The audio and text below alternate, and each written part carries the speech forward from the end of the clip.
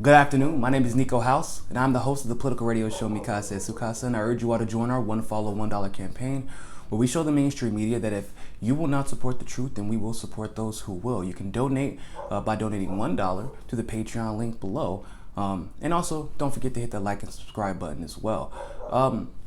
Today, I wanted to discuss with you someone who is actually very well connected to the Clinton campaign, or the Clinton camp, I should say, who also happens to be well connected to the FBI, who also happens to be well connected to Clinton donors and Clinton super PACs, who also happens to be well connected to Russia, who also happens to be well connected to Robert Mueller, and who also happens to be well connected to James Comey.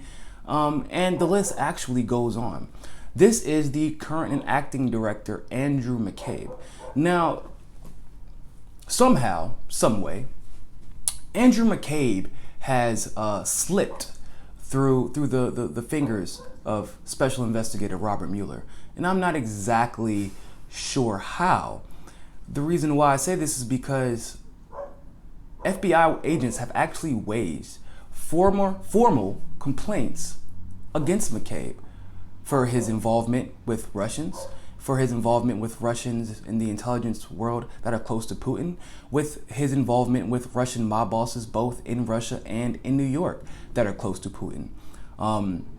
He actually, as far as agents are concerned, is probably the most connected person in the intelligence agencies to Russia.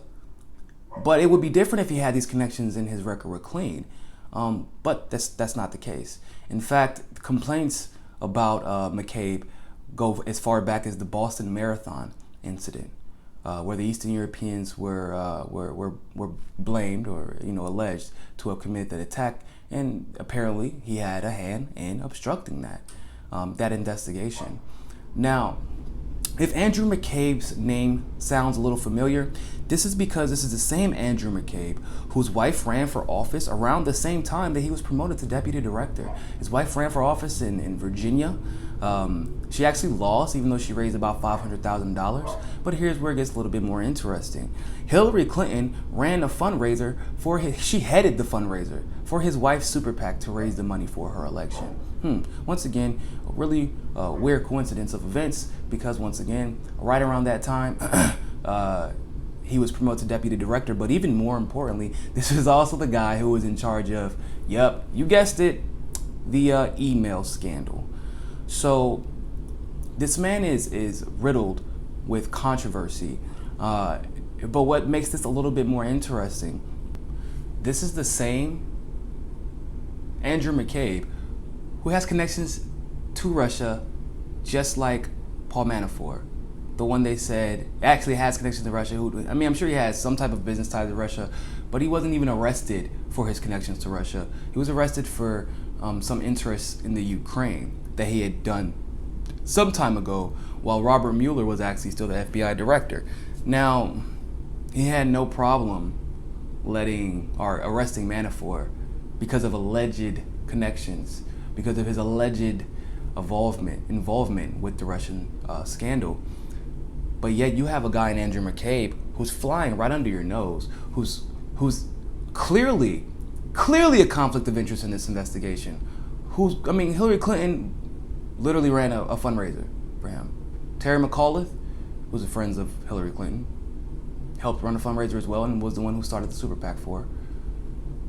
He was then promoted to deputy director, and then eventually was promoted to director because Comey got fired.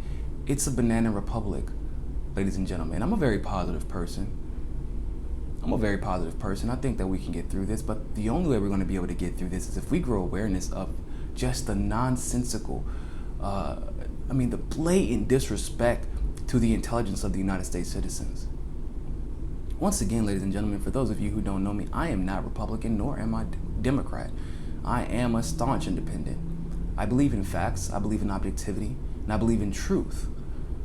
Now, the truth is right in front of our eyes, most times, even if it's not explicitly written down.